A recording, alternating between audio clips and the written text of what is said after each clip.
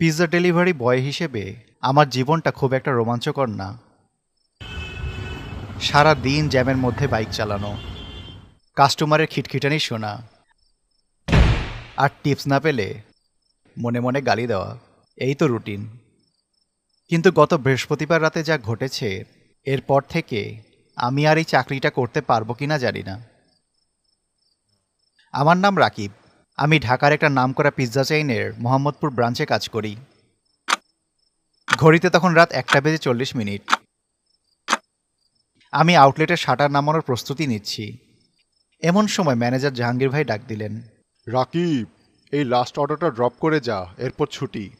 আমি বিরক্ত হয়ে বললাম, ভাই এখন তো রাত 1:40 বাজে, ডেলিভারি জোন তো অফ হওয়ার কথা। জাহাঙ্গীর ভাই পিৎজার বক্সটা আমার দিকে ঠেলে দিয়ে বললেন, আরে ভিআইপি কাস্টমার, ডাবল পেমেন্ট দিবে, ক্যাশ অন ডেলিভারিতে। লোকেশন বেশি দূরে না, বসিলা বেরিবাঁধের দিকে, একটা পুরনো বিল্ডিং, ছায়ানীর নাম। যা, তাড়াতাড়ি যা। অজ্ঞতা এক প্রকার বাধ্য হয়েই রওনা হলাম। বক্সের গায়ে অ্যাড্রেস লেখা, ফ্ল্যাট 4B, ছায়ানীর ভিলা, পশ্চিম বসিলা। বসিলা ব্রিজ পার হয়ে যখন ভেতরের রাস্তায় ঢুকলাম, পরিবেশটা পাল্টে গেল। এদিকে নতুন নতুন বিল্ডিং হচ্ছে, কিন্তু মাঝখানের জায়গাগুলো একদম জঙ্গল, জনমানবহীন। গুগল ম্যাপ আমাকে একটা সরু কাঁচা রাস্তা দিয়ে নিয়ে গেল। কাদার মধ্যে চাকা স্লিপ করছে। প্রায় 10 মিনিট কসরত করতে করতে শেষমেশ একটা জরাজীর্ণ গেটের সামনে এসে দাঁড়ালাম। গেটের উপরে মরিচা ধরা সাইনবোর্ডে অস্পষ্টভাবে লেখা ছায়া, বাকি অংশ আর নেই। বিল্ডিংটা অদ্ভুত, 7 তলা বিল্ডিং, কিন্তু কোনো ফ্ল্যাটেই আলো জ্বলছে না। একদম ঘুটঘুটে অন্ধকার, যেন গত 10 বছরেও এখানে কেউ থাকেনি। আমার বুকের ভেতরটা একটু ছ্যাদ করে উঠল।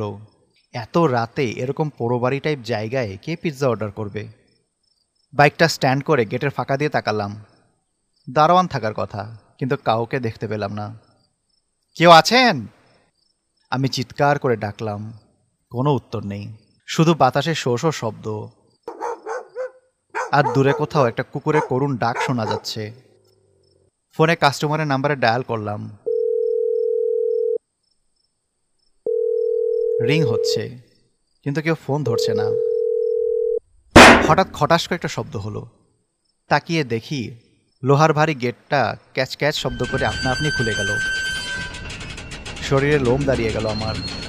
বাতাসের তোড়ে খুলল, কিন্তু গেটটা তো বেশ ভারী। আর কিছু না ভেবে ভেতরে ঢুকলাম। নিচতলায় পার্কিং লট ফাঁকা। শুধু এক কোণায় একটা ভাঙা রিক্সা উল্টে পড়ে আছে। লিফটের সামনে গিয়ে দেখি লিফটের দরজায় বড় করে লাল কালি দিয়ে লেখা নষ্ট। ধুর ছাই, বেশ বিরক্ত লাগলো আমার। 4 তলায় উঠতে হবে সিঁড়ি দিয়ে। সিঁড়ির ঘরটা স্যাঁতস্যাঁতে, ভ্যাপসা একটা গন্ধ নাকে আসছে, অনেকটা ফরমালিন আর পচা ফুলের গন্ধ মেশানো। মোবাইলের ফ্ল্যাশ লাইট জ্বেলে উপরে উঠতে শুরু করলাম। দোতলায় উঠতেই একটা খসখস শব্দ কানে এলো। মনে হলো যেন কেউ আমার পেছনের দেওয়াল ঘেঁষে সরে গেল। আমি ঝট করে পেছনে ফিরলাম। কেউ নেই। কে কে ওখানে? শুধু আমার নিজের ছায়াটা ফ্ল্যাশ লাইটের আলোয় বিশাল হয়ে দেওয়ালে দুলছে। নিজেই নিজেকে সান্ত্বনা দিলাম, ভুল শুনছিস রাকিব, ভয় পাবি না। 3 তলার ল্যান্ডিংয়ে একটা লোক বসেছিল। আমি চমকে উঠে এক পা পিছিয়ে গেলাম। লোকটার পরনে লুঙ্গি আর ময়লা গেঞ্জি, মাথা নিচু করে বিড়ি টানছে, ধোয়ার কুণ্ডলি পাকিয়ে উঠছে। আমি স্বস্তির নিঃশ্বাস ফেললাম। যাক, মানুষ তো আছে। আমি ওনাকে জিজ্ঞাসা করলাম, ভাই, 4B ফ্ল্যাটটা কোন দিকে? এই বিল্ডিংয়ে কি মানুষ থাকে? লোকটা মাথা তুলল না। বিড়িতে একটা লম্বা টান দিয়ে ফিস করে বলল, উপরে যান, অপেক্ষা করছে। গলাটা কেমন যান্ত্রিক শোনালো, যেন অনেক দূর থেকে ভেসে আসছে। আমি আর কথা বাড়ালাম না, দ্রুত পায়ে 4 তলায় উঠে গেলাম। 4B ফ্ল্যাটের দরজাটা কাঠের, বেশ পুরনো। দরজার নবে হাত দিতেই বুঝলাম ওটা বরফের মতো ঠান্ডা। নক করলাম। ভেতর থেকে কোনো সাড়া নেই। Hello, pizza delivery. আবার নক করলাম। হঠাৎ ভেতর থেকে একটা ভারী গলার আওয়াজ এলো। দরজা খোলা, ভেতরে আসো। আমি সাধারণত কাস্টমারের ঘরের ভেতরে ঢুকি না, এটা পলিসির বাইরে। আমি বললাম, স্যার আমি ভেতরে ঢুকতে পারবো না, আপনি কষ্ট করে দরজাটা খুলে প্যাকেটটা নিয়ে যান। কয়েক সেকেন্ড নীরবতা, তারপর আস্তে করে দরজাটা খুলে গেল। ভেতরটা অন্ধকার, মোমের অস্পষ্ট আলো জ্বলছে ড্রয়িং রুমের মাঝখানে। সোফায় একজন লোক বসে আছে উল্টো হয়ে, মানে আমার দিকে পিঠ করে। রেখে যাও টেবিলে। লোকটা বলল, শুধু হাতটা ইশারা করলো। আমি দরজার বাইরে দাঁড়িয়েই হাত বাড়িয়ে পিৎজার বক্সটা দরজার পাশে ছোট জুতোর র্যাকের উপরে রাখলাম। স্যার বিল 1250 টাকা। লোকটা সোফা থেকে উঠল না, বলল, টেবিলের উপরে টাকা রাখা আছে, নিয়ে যাও। আমার বিরক্তি লাগলো, ভেতরে ঢুকতেই হবে। আমি জুতো না খুলেই এক পা ভেতরে দিলাম। সেন্ট্রাল টেবিলে কয়েকটা নোট রাখা। আমি এগিয়ে গিয়ে টাকাটা তুললাম। টাকাগুলো কেমন যেন ভেজা আর অনেক পুরোনো আমলের নোট মনে হলো।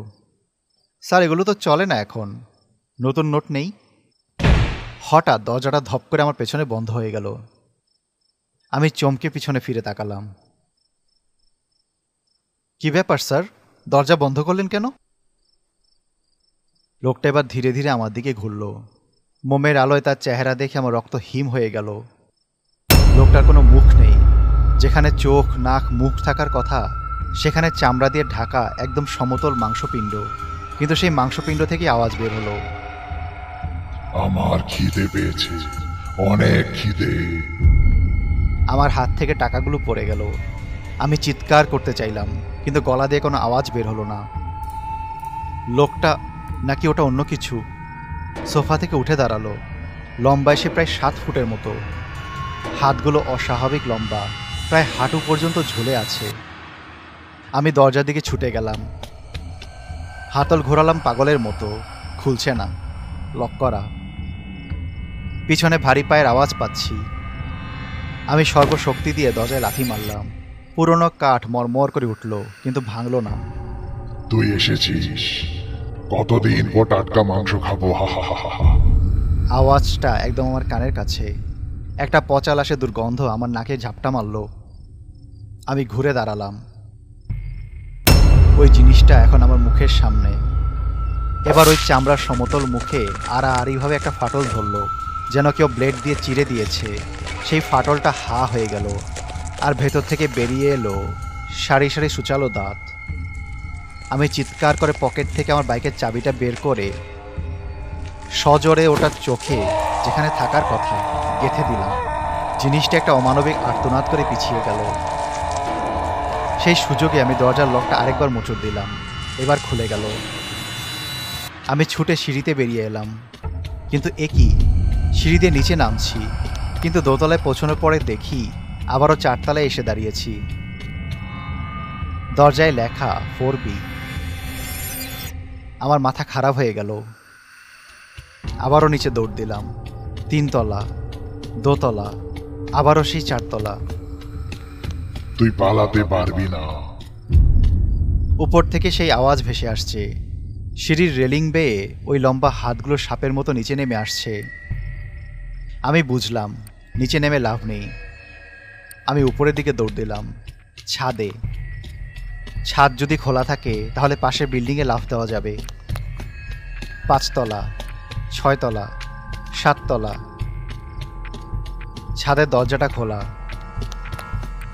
আমি ছাদে বেরিয়ে হাঁপাতে লাগলাম, কিন্তু ছাদটা তো বসিলাই নেই। চারপাশে তাকিয়ে আমি পাথর হয়ে গেলাম। নিচে তাকালে বসিলার রাস্তা বা জঙ্গল দেখা যাচ্ছে না। নিচে শুধু ধোঁয়া আর লালচে আলো, যেন আমি কোনো নরকের চূড়োয় দাঁড়িয়ে আছি।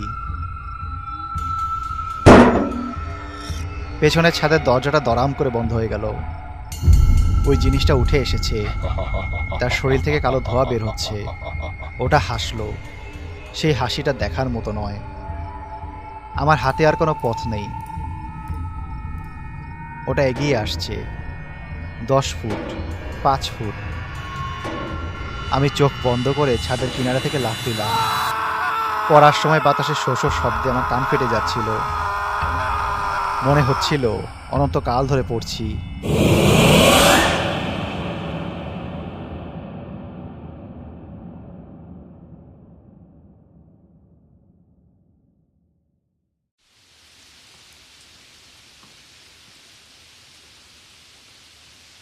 এই যে ভাই, ও ভাই উঠেন। চোখ মেলে তাকালাম। মুখের উপরে বৃষ্টির ফোঁটা পড়ছে। চোখের সামনে একটা টর্চ লাইট। একজন পুলিশ কনস্টেবল আমার মুখের উপরে ঝুঁকে আছে। আমি ধরফর করে উঠে বসলাম। আমি বসিলা বেরিবাঁধের রাস্তার পাশে একটা নর্দমায় পড়ে আছি। একটু দূরেই আমার বাইকটা পড়ে আছে। আমার আমার ডেলিভারি? আমি তোতলালাম। কনস্টেবল আমার দিকে অদ্ভুতভাবে তাকালেন। কিসের ডেলিভারি? আপনার ব্যাগে তো কিছুই নেই, শুধু এই পচা পাতাগুলো ছাড়া। তিনি আমাদেরকে কাগজগুলো বাড়িয়ে দিলেন। আমি হাতে নিয়ে দেখলাম সেগুলো টাকা নয়, কয়েকটা পোড়া শুকনো পাতা, ঠিক ওই রকম ভেজা যেমনটা ওই ফ্ল্যাটে দেখেছিলাম। স্যার, ছায়ানীর, ওই যে ওই ওই বিল্ডিংটা। আমি আঙ্গুল দিয়ে অন্ধকারের দিকে দেখালাম। কনস্টেবল ওইদিকে টর্চ মারলেন। কোন বিল্ডিং? ও ওইটা? ওইটা তো পোড়া ধ্বংসস্তূপ। 10 বছর আগে আগুন লাগিয়ে ওই বিল্ডিংয়ে সব মানুষ মারা গেছিল। আপনি ওই বিল্ডিংয়ে গেছিলেন? আমি টর্চের আলোয় দেখলাম দূরে অন্ধকার একটা জরাজীর্ণ বিল্ডিংয়ের কঙ্কাল দাঁড়িয়ে আছে। চলেন ভাই, হাসপাতালে চলেন, আপনার চিকিৎসার দরকার। আমি আমার বাইকের দিকে তাকালাম। বাইকের সিটের উপর পিৎজার বক্সটি নেই, কিন্তু বক্সের জায়গায় লাল কালিতে বা রক্তের মতো কিছু লেখা। টিপসটা বাকি রয়ে গেল। আমি আর পিছে ফিরে তাকাইনি। সেই চাকরিটা আমি পরের দিনই ছেড়ে দিয়েছি। কিন্তু আজও যখন বৃষ্টির রাতে আমি একা থাকি, আমার মনে হয় জানালার বাইরে কেউ একজন দাঁড়িয়ে আছে আর ফিস ফিস করে বলছে, ক্ষুধা, আমার অনেক ক্ষুধা। আমি জানি ওটা আমাকে ছাড়েনি, ওটা শুধু অপেক্ষা করছে পরের অর্ডারের জন্য।